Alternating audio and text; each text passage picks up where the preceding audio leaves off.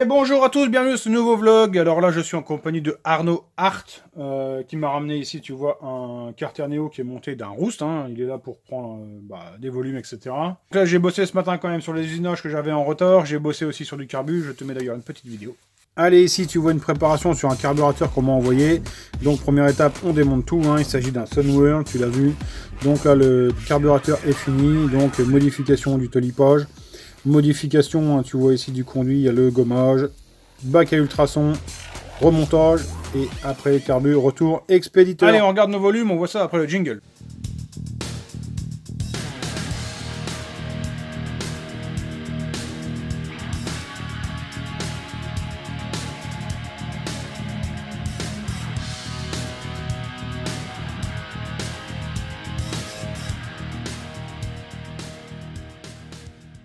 On va encore parler shop, hein. Pourquoi tout simplement parce qu'on va parler de volume, et dans le shop, là, je vais te proposer, ça arrive, hein, là, c'est commandé. J'ai commandé comme ça des pipettes en verre, tu vois. Bon, bah, celle-là, elle est toute pétée parce que c'est mon ancienne, tu vois. Bon, à la limite, ça m'arrange qu'elle soit pétée. Donc ça sera dispo sur le shop. C'est pour moi une des meilleures méthodes pour prendre un volume, forcément. Bon, tu as cette méthode-là. L'appareil électronique, ça par contre je le propose pas sur le shop, tout simplement parce que un truc comme ça vaut un SMIC, hein, donc c'est pas la peine. Je te rassure, je l'ai pas payé ce prix là, moi je l'ai eu grâce à un collègue qui me l'a eu à pas cher, donc j'ai sauté sur l'occasion, hein, parce que comme je le fais souvent, bon, c'est bien d'avoir un appareil qui va vite, parce que ça c'est quand même très rapide. Donc ça sera dispo sur le shop, et puis aussi je t'ai rentré 2-3 trucs, enfin je t'ai rentré, ça arrive 2-3 trucs sur le shop qui vont certainement t'intéresser pour tout ce qui est les bases de la préparation. Allez, donc là tout de suite on s'attaque à notre volume sur le Roost. Ça tourne la molette, voilà. Tu vois l'opération, hein, de remplir tout le volume complet d'huile et d'arriver au fleur du pas de vis. Et là tu vois ça descend tranquillement parce qu'il a un segment à l'intérieur qui a un jeu de malade, hein, il a 0,40, donc ça va fuir légèrement. Tu reviens dans un quart d'heure, il n'y a plus d'huile dedans. Hein. Voilà, donc nous on a pris notre volume, hein, pour déterminer notre rapport volumétrique. Donc on arrive là dans le cas tout de suite avec ce joint tel qu'il est empilé là à 15,8 à 1, hein, donc ça comprime fort pour un 100 cc. Bon, ça roule à l'essence Racing, donc il n'y a aucun souci. Donc quand même, je vais quand même te montrer ce qu'il m'avait ramené. Tu vois, il m'avait ramené un cylindre où le nom il fait tout le tour, il part de là le nom et il va jusque là. Autopunt Uno, hein, ça veut dire 8.1 quoi. Là, les mecs ils se sont cassés la tête. Hein. Un peu moins à l'intérieur si tu veux. Si tu veux, ils ont pris un cylindre de Honda là, puis ils l'ont raccordé avec un cylindre de RS à l'intérieur quoi. Enfin de RS1 tu vois. En gros. Voilà. Mais bon, c'est joli quand même, hein. Franchement la fonderie et tout c'est propre. D'ailleurs j'ai vu, hein, je sais pas si t'es au courant, mais chez Scootfast c'était une promo, tu vois. Je te fais un placement produit, mais il est même pas au courant quoi. Donc là, Père Cambrouillant, envoie-moi des sous maintenant. Puis là tu vois à côté, hein, un peu on va dire le frangin. Hein. Le Roost ou Rost, hein, ça dépend, tu dis comme tu veux. Si t'es dans le sud, c'est le Rost, et si t'es dans le nord, c'est le Roost. Voilà. Donc voilà, est-ce qu'il nous avait ramené. Tu connais Tournois le sarcastique? Regarde. Tu connais le carbu? Lectron, carbu plat, tu vois.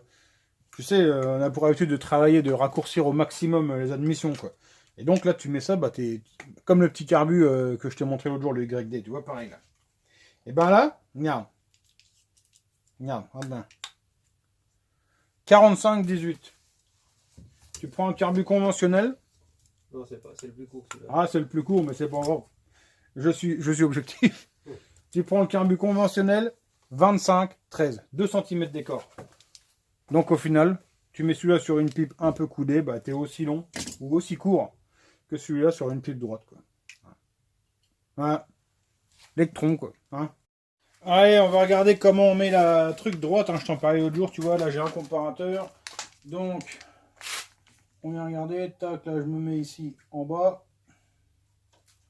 Et je viens vérifier que là-bas, je sois en bas, tu vois. Et là, tu vois, je suis pas. Donc tout simplement,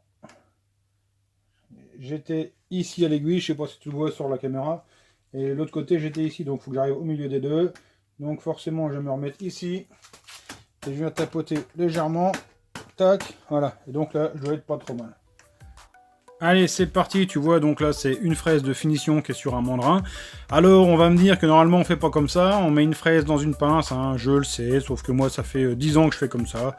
Bon, ça fait 10 ans que je fais d'une manière tordue, mais que ça fonctionne. Donc je continue comme ça, donc tu vois, hein, là le but c'est vraiment de faire mon usinage dans l'admission. Allez, pour moi les usinages ici sont terminés, donc ce premier quartier, tu le sais, pour un 70 Roost.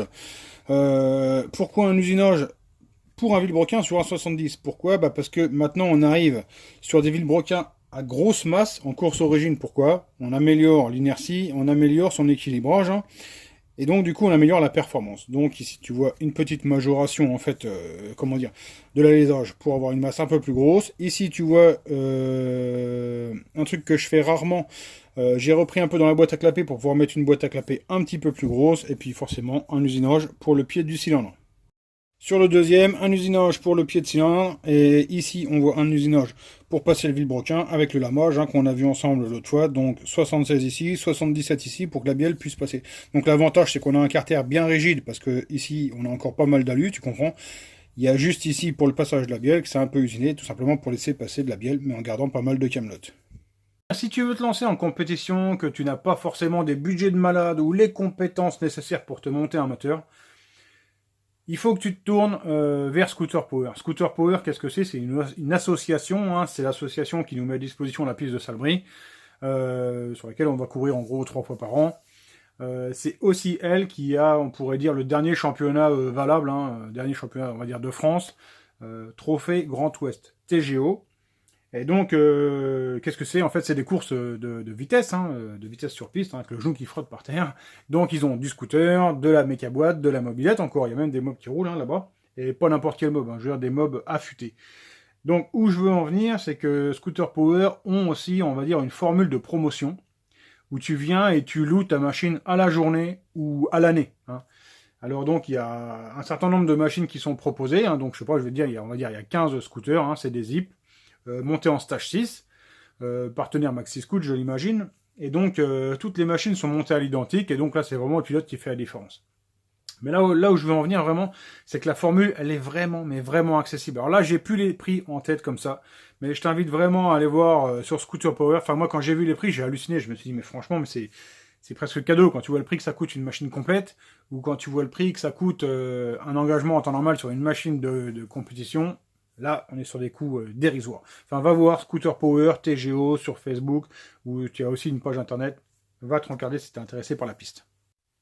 A few moments later.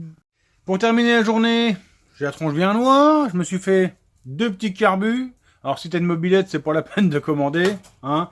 C'est ce que je ferais de plus gros, 42. Venturisation pas mal, tulipage pas mal, bref voilà. Dédié en fait principalement aux enduro, aux motocross. On m'en a déjà demandé plusieurs fois, et puis donc j'avais rien à proposer, hein, parce que mes 35 PWK, c'est vrai que la cuve, t'avais pas le volume, hein, pour tourner sur un 250, un 300, je ne sais quoi, tu vois, il faut quand même des grosses cuves. Donc là, maintenant, c'est chose faite. Je te mets ça sur le shop dans la soirée. Si tu as une 50, c'est pour la peine de commander, hein, je te le dis tout de suite. Alors, 19h, bientôt 45 o'clock. Là, mon vlog, à mon avis, il est pas en ligne à 20h. Hein. Allez, je fais un petit point pour remercier tous les tipeurs. Hein. Tipeee, qu'est-ce que c'est? C'est une plateforme participative où les gens qui ont envie de donner 1 euro ou plus pour la chaîne peuvent donner. Donc, grand merci à vous, hein, du soutien que vous apportez à la chaîne. Franchement, généreux. Du monde aussi sur PayPal.me. Toujours, c'est super, grand merci. Puis, je vous souhaite de passer une bonne soirée. Dans les prochaines vidéos, on va se retrouver encore pour de l'usinage. Là, je pense que ça sera du timelapse d'usinage sur du gros vilebrequin. Je pense que c'est demain. On va voir. Allez, merci à tous. Ciao, bye.